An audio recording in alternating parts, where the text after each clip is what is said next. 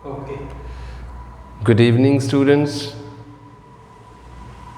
Actually जब आपको ये वीडियो जानी है दैट इट मॉर्निंग होता है, इस समय पूरे फ्लो में है। I am preparing this video at evening. Alright, चलिए आज हमारा टॉपिक है प्रेपोजिशंस। क्या होता क्या प्रेपोजिशंस? प्रेपोजिशंस कुछ वर्ड्स होते हैं जो कि इस सेंटेंस के अंदर कोई नाउन या नाउन इक्विवेलेंट में नाउन की जगह पे जो वर्ड उसकी जगह पे होता है उसका रिलेशनशिप शो करते हैं with another word in that same sentence. कैसे? Book is dash my hand, book is in my hand, right? तो इन बुक क्या है? नाउन। इसका रिलेशन किसके साथ हुआ? हैंड के साथ। किसने जोड़ा? In. In is setting up relationship between the book and the hand. Okay, अब इन का अपने आप में क्या मीनिंग है? अब जैसे ये देखिए, the paper is the desk, बीच में क्या आएगा? On the desk. ऑन जो है पेपर और डेस्क के बीच में रिलेशनशिप सेट कर रहा है। तो प्रेपोजिशन कौन सा हुआ? On. The book is in the hand, preposition कौन सा हुई? इन। अब ये देखो, एक मिनट दिखाओ बेटा इनको। देखो, बोतल है, द बोतल is dash the table, on the table. बोतल भी नाउन हो गया, ये भी नाउन हो गया, इन दोनों में रिलेशन कौन कर रहा है? ऑन। सो वो वर्ड्स जो एक ही सेंटेंस के अंदर किसी नाउन या नाउन ही बोलो, एक चीज नाउन और किसी दूसरे वर्ड के बीच में रिलेशनशिप बताए, उन वर्ड्स को बोलते हैं प्रेपोजिशंस। जैसे कि ये देखो, in, at, in, into, on, upon वगैरह वगैरह। हाँ, मैंने अभी कहा कि ये जो वर्ड जो प्रेपोजिशंस होते हैं इनका अपने आप में कोई मीनिंग नहीं होता। इनका क्या मीनिंग है, इनटू का क्या मीनिंग है, लेकिन एक बात है, बाय प्रैक्टिस अगर आपने गलत प्रेपोजिशन लगाई तो औराज ये आपके बोलने की गलत हो जाती है और सेंटेंस गलत लग जाता है। जैसे ये देखो, the book is on the hand, the book is from the hand, the book is upon the hand. कोई बात बनती है? पकड़ा, पागल सा टीचर पढ़ा रहा है। जब अपने प्रेपोजिशन गलत लगाई ना, कुछ अपने आप से फीलिंग्स ही आ जाती है कि सेंटेंस गलत हो रहा है। सो बच्चों, preposition are the words used with a noun और noun equivalent to show relation with some other word in a same sentence.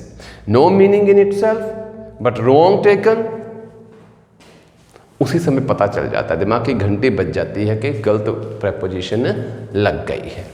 सो बच्चों, मैं अब कुछ प्रेपोजिशन का फ़र्क आपको समझाता हूँ। ये कन्फ्यूज़न ही रहती है बच्चों को, क्योंकि पढ़ते नहीं ना बेटा, प्रैक्टिस नहीं करते इन टाइम, इसलिए। अब जैसे इन, एट है, ठीक है ना, मैं प्लेस को लेके बात कर रहा हूँ, ही लिव्स इन लुधियाना, ठीक है ना। जब बड़े शहरों की बात होती हो तो इन यूज़ होता है, जो छोटे प्लेसेस, ठीक है ना, जगहों की यूज़ हो तो वहाँ पे एट यूज़ हो जाता है। इन, इनटू, ये पोजीशन की बात होती है। आई एम इन द रूम, मैं इस समय रूम में हूँ। जब एक मोशन में होता है कि I am going into the room, मैं रूम में जा रहा हूँ। When I am in the motion तो इनटू आएगा। सेम है on, upon. The bottle was on the table. अब एक कैट जो है दीवार पे जंप लगा रही है, the cat is jumping on the wall नहीं आएगा, the cat is jumping upon the wall because cat is in the motion of an activity which is not yet completed. All right, if the activity is completed then it will be on or in. If activity is not yet completed and still in process, so still in motion, then either into will be used in place of in or upon will be used in place of on. Beside, besides, s का फर्क है।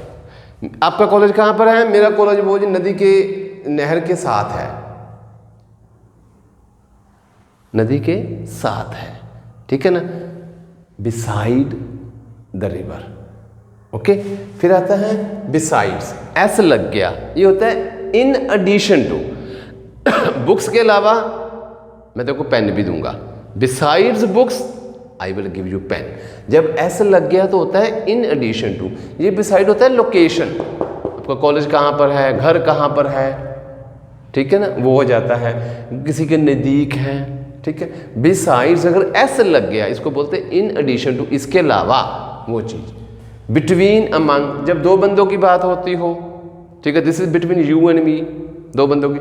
जब ज़्यादा की बात होती हो तो क्या वर्ड यूज होता है? अमंग, ठीक है ना। मैं कहता हूँ distribute the apples between you and me, दो बंदों के बाद। अगर मैं कहता हूँ कि सभी बच्चों में बांट दो, स्टूडेंट्स में, डिस्ट्रीब्यूट अमंग द स्टूडेंट्स, जब दो से ज़्यादा हो। ऑन, एट, इन, टाइम को लेके। He will come on Sunday, दिनों की बात होती हो, महीनों की बात। At, he will come at 5 बजे आएगा। जब हम बताते हैं कि he will come in evening, in morning, so जब डेज की, वीक्स की बात होती है तो ऑन हो जाएगा, ठीक है। जब टाइम बताया हो तो एट आ जाता है। जब दिन की कोई सिचुएशन बताई हो, मॉर्निंग, इवनिंग, आफ्टरनून, तो इन यूज़ हो जाता है। सबसे इंपॉर्टेंट आता है सिंस और फ्रॉम, बच्चों को समझ आता है। इसके ऊपर मैं 2 मिनट आपके लगाता हूँ। देखिए सिंस एंड फ्रॉम, ये जब आगे जाके आप +1 +2 में जाओगे, 10th में भी जाओगे, ये चीज़ें कराई जाती हैं, प्रैक्टिस किया करो बच्चों। सिंस, देखो फ्रॉम होता है, ठीक है ना, कि जैसे कहते हैं कि he has been living here since 1975, ठीक है ना, फ्रॉम, ठीक है ना। अब कैसे यूज़ होता है? अब ये फ़र्क क्या आता है? वो यहाँ पर 1975 से रह रहा है। सिंस और फार होता है, सॉरी मैं तभी कहूँ सेटिंग से नहीं हो रही, सिंस एंड फार, मैंने वहाँ पर क्या लगाया? आई एम सॉरी बच्चों, गलती होगी। सिंस एंड फॉर होता है, ठीक है ना। For a period of, since and for, वो 1975 से यहाँ पर रह रहा है। He has been living here since 1975 mean the point of time. Since is used for point of time. For is used for a period of time. वो 1975 से, वो 10 साल से यहाँ पे रह रहा है। He has been living here for 10 years. So since is for point of time, for is for period of time. अब मैं आपको ये एक्सरसाइज निकाल के कुछ रेगुलर सेंटेंस आपको बताना चाहूँगा। अब ये देखिए, Neetu has been here, Neetu has been here 1980 से यहाँ रह रही। Neetu has been here since 1980।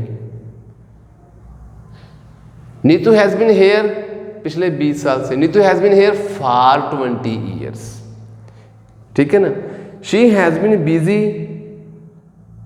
She has been busy, शाम से बिजी है, सिंस इवनिंग, पिछले 2 घंटे से बिजी है। She has been busy for 2 hours, शाम से बिजी है, पॉइंट ऑफ टाइम सिंस, 2 घंटे से बिजी है, period of time for. So बच्चों, since mean point of time, for mean period of time.